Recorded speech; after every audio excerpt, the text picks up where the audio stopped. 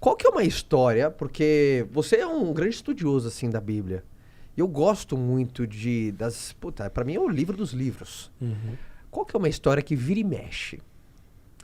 Você conta que é carregado de uma boa história, que você sabe que vai servir para o empresário, para o empreendedor, para alguém que está começando, mas você sabe que essa história Cara, do ensino. Eu sei que é duro, porque eu nem não, sei.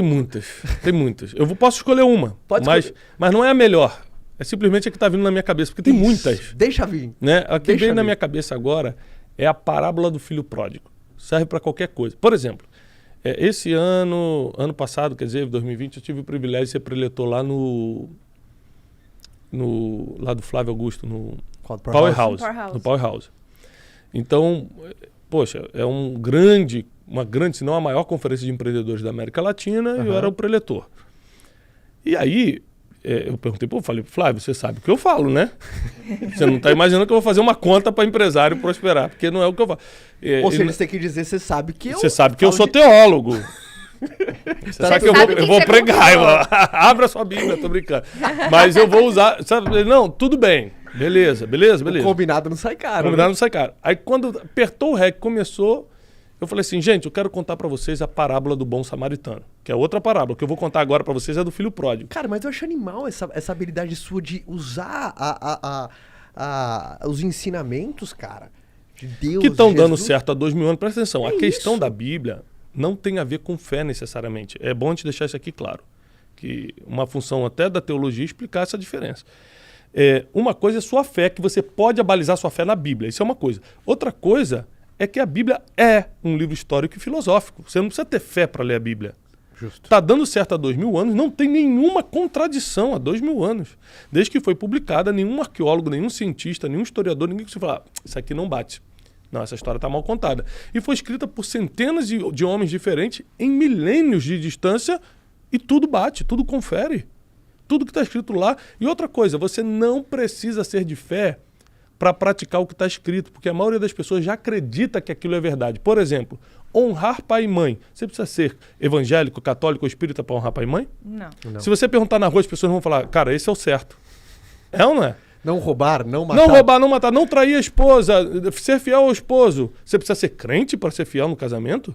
Você precisa ser católico para isso? Ou é o senso comum Justo. de moralidade ou do que for? Justo. Você está entendendo? Então, assim, a Bíblia, na verdade, ela é um manual de instrução do ser humano, assim como você compra uma geladeira e vem um manual de instrução. É lógico que as religiões se apoderaram da Bíblia e a usam a seu favor. Mas a Bíblia deveria ser um livro obrigatório nas escolas. Eu defendo um ensino bíblico nas escolas não religioso. Não estou defendendo o ensino religioso. Total. O ensino bíblico. Usando a Bíblia como livro histórico e filosófico para levar um conhecimento às crianças e aos adolescentes que reduziria muito problemas sociais como a marginalidade, problemas com drogas, problemas familiares seríssimos e outras coisas, até de caráter. Por exemplo, a Bíblia fala que você tem que falar a verdade. Porque muitos problemas a gente tem na sociedade porque as pessoas mentem. Né? As pessoas enganam, as pessoas roubam. Ou seja, a Bíblia fala, isso não pode. Se a gente seguisse a Bíblia, o mundo seria melhor, independente da religião. Foi por isso que ela foi deixada. Ela tem um propósito que ela foi Exatamente. deixada. É um manual de vida do ser humano.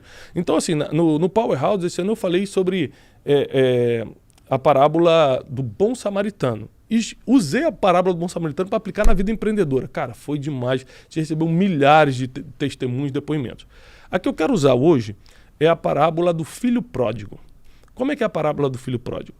É um filho de um multimilionário, tinha ele e o irmão. A Bíblia diz que ele chega para o pai dele. Primeiro vamos esclarecer o que é uma parábola. Parábola é uma história representativa, ilustrativa. Jesus usava muito parábola para você entender é um storytelling. Tá. Para você entender de uma forma mais clara. É tipo uma analogia no É uma formato de analogia, história. é uma analogia, né? Você perguntava alguma coisa para Jesus, se a resposta era muito difícil, ele te respondia com uma parábola para você entender. Justo. Aí eu falei assim, Era um Jesus, contador de história. Era um contador de história clássico. perito. Eu falei assim, Jesus, o que é isso? O que é aquilo? Ele falou, bom, é como um grão de mostarda e começar. História. Entendeu? Então, entendi. Na parábola do filho pródigo, a história é o seguinte, então, é ilustrativo. O filho chega para o pai, um dos dois filhos, chega para o pai, o mais novo, fala assim, pai, me dá uma parte da minha herança. O pai era multimilionário. Eu quero a minha parte da herança agora. E tem um versículo em Provérbios, que é o livro de Salomão, o homem mais sábio e mais rico historicamente que já passou, que diz que a maldição, quando é adiantada, vem a ser... Desculpa. A herança, quando é adiantada, vem a ser uma maldição. Então, herança é bom? Trabalhei a vida toda, eu quero deixar uma herança para meus filhos. Mas adiantada vira maldição. Está na Bíblia. Toda vez que você descumpre um princípio bíblico, você vai pagar um preço, acreditando ou não acreditando. Tiago, eu não acredito nisso. Você pode não acreditar, mas vai pagar o preço do mesmo jeito. Justo. É histórico, é estatística. Você não acredita na Bíblia, então você acredita em matemática? Pega por estatística. Quem cumpriu o princípio como está, quem descumpriu os princípios bíblicos como está. Pega por estatística, então, vamos na matemática. Então, esse homem, ele adiantou a herança. Então, está na Bíblia que ele atraiu uma maldição para a vida dele. Então, ele pega a herança, parte dele, e a Bíblia diz que ele vai para uma terra muito distante e começa a gastar todo esse dinheiro com mulheres, prostituição, com amigos, com jogos, com tudo aquilo que o ganhador da Mega Sena faz. Porque dinheiro fácil faz você gastar fácil. Você não tem um ganhador da Mega Sena de pé. Os caras estão tudo quebrado. Então, ele começou a gastar com isso. Você já viu um cara quebrado se levantar? Já. Eu estava quebrado, me levantei. A Bíblia diz que ele quebrou. Dava para se levantar? Dava. O problema é que ele não conseguiu prever o futuro, porque ser humano não prevê futuro, Deus sim. E no futuro a Bíblia diz que estava vindo uma grande fome sobre a terra. Então qual o problema? Ele quebrou como se fosse no meio da depressão de 29 ou do coronavírus 2020. Não tinha para onde correr. Ele quebrou e não tinha para onde correr, não tinha de onde levantar recursos. Então ele começou a desejar comer comida de porco, ele começou a ser muito humilhado. Claro, os amigos desapareceram, eram amigos do dinheiro, as prostitutas foram embora, acabou o dinheiro, acabou tudo. Aí a Bíblia diz que ele cruza os braços no meio de um chiqueiro, olhando para a comida de porco, pensando em comer a comida do porco. E fala assim, caramba, eu estou aqui tentando comer comida de porco e os empregados da casa do meu pai comem muito melhor do que isso. Já sei o que eu vou fazer. Aí a Bíblia diz assim, caindo em si, ou seja, a ficha caiu, caindo em si, pensou, levantar-me-ei, irei ter com meu pai e direi assim, : Pai, pequei contra os céus, pequei contra ti, não sou digno de ser chamado teu filho, trata-me como eu fosse um dos teus empregados. Ou seja, eu sei que a droga que eu fiz foi tão grande, não precisa mais me assumir como filho, não. Deixa eu voltar como empregado, que eu sei que eu vou viver melhor do que eu estou vivendo lá. Aí a Bíblia diz no outro versículo, levantou-se e foi. Chegando lá, o pai abraçou ele, falou, que isso, você é meu filho, recebeu de volta, botou um anel de ouro nele, botou roupa de linho e falou, você matou o melhor cordeiro que tinha e fez um banquete. Moral da história. Ele cria um problema e não tem nessa parábola uma oração, um pedido de socorro a Deus, não tem um anjo descendo para ajudar. Ele cria o problema e resolve sozinho. Então o que acontece? Eu uso essa parábola para te ensinar. Você resolve o problema que você criou e Deus resolve os que você não criou. Uau. Então tem problema que você não criou. Tem diagnóstico que chegou na tua vida que não foi uma alimentação, foi coisa do destino, aconteceu. Então isso é com Deus. É impossível, não foi você, é com Deus. Agora, se eu posso pedir perdão para alguém que está ferido comigo, eu peço e resolvo, ao invés de falar, Deus, vai lá, dá um jeito nessa relação. Não é assim que funciona. Não é para ficar terceirizando, né? Não dá para terceirizar a fé, não dá para terceirizar. Você não manda em Deus. Você cumpre princípio e ele move em cima dos princípios, e não em cima de você. Só que se você estiver conectado aos princípios, aí ele está ao seu favor, porque você está praticando o que ele escreveu e está 2000 anos escrito a mesma coisa, não muda. Então, o que esse cara fez? Ele cai em si. A primeira coisa que tem que acontecer quando você se mete num problema é cair a ficha. Caramba, eu fiz isso. E olha que essas conexões são muito fortes, né? Olha que legal. Primeira sacada que você pegou dessa parábola é o primeiro passo da mudança é o reconhecimento.